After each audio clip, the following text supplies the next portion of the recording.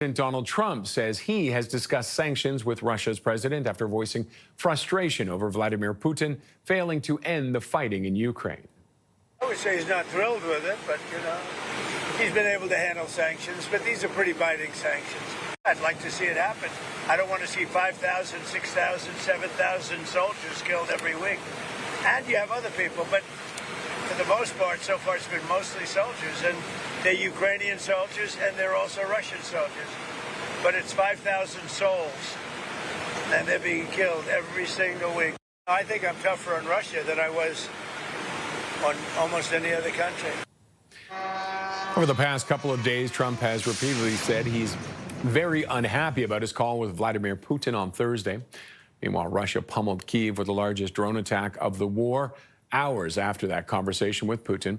Trump says he also spoke with Ukraine and the country needs Patriot missiles for its defense. It's something Ukraine has been asking Washington for more of, along with systems it says are key to defending Ukraine's cities from the intensifying Russian airstrikes. The U.S. announced this week it's halting some weapons shipments to Ukraine. And let's bring in CTV military analyst and former commander of NATO forces in southern Afghanistan, retired Major General David Fraser. General, thank you as always for joining us. Roger, good to be with you.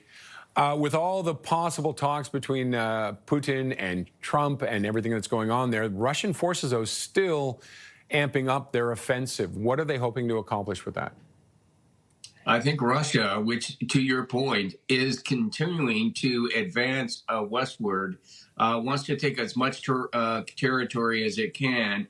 Well, at the same time, Trump is still holding back from pulling the trigger against them with either, military action or sanctions. So, all of this is Putin just playing for time at this stage in the game to get as much as he can before he is forced to go to the peace table. And is Russia moving that successfully on the ground right now?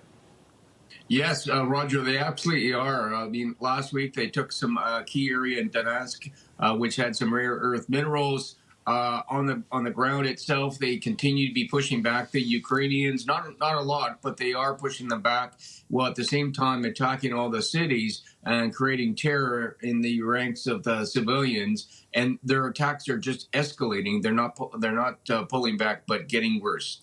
And if they come up to the table, would they be willing to give any of those up, do you think, or are they going to hold on to them? I think, quite frankly, we all have to understand that, they're not going to give up anything. I think this is what the Ukrainians are going to have to swallow, and it's a bitter poison pill that they're not going to get back territory. I think what, the aim is, can we just stop the fighting to what the president said? Let's stop killing people on both sides and innocent civilians. Now, Trump has talked about sanctions or toughening the sanctions. Would that have an effect? Well, I think what is interesting by his comments is the first time I actually have heard him for some time talk about word sanctions against Russia.